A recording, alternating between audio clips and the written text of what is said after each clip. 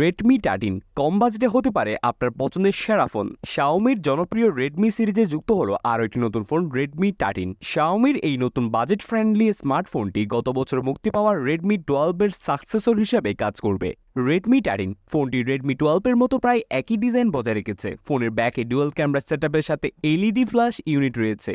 IP53 রেটিংয়ের এই ফোনটি কিছুটা হলেও ডাস্ট ও ওয়াটার রেজিস্ট্যান্ট। এই ফোনটিতে 6.79 ইঞ্চির বিশাল IPS LCD ডিসপ্লে ব্যবহার করা হয়েছে, যার রেজুলেশন HD+। সাথে রয়েছে 90 হার্টজের রিফ্রেশ রেট ডিসপ্লের পাঞ্চ হোল কাটআউটে স্থান পেয়েছে ফোনটির 13 মেগাপিক্সেলের সেলফি ক্যামেরা। এই ফোনটির ব্যাকে ডুয়াল ক্যামেরা সেটআপ রয়েছে, যেখানে 108 মেগাপিক্সেলের মেইন ক্যামেরার সাথে ফোনটিতে রয়েছে 2 মেগাপিক্সেলের ডেপথ সেন্সর।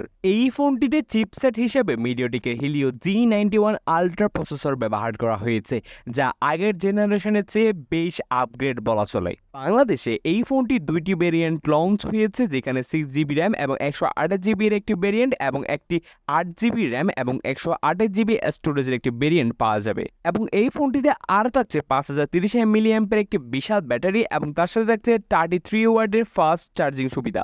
এবং কি এই ফোনটিতে শাওমির লেটেস্ট হাইপার OS এর দেখা মিলবে, যা অ্যান্ড্রয়েড 14 এর উপর ভিত্তি করে চলবে।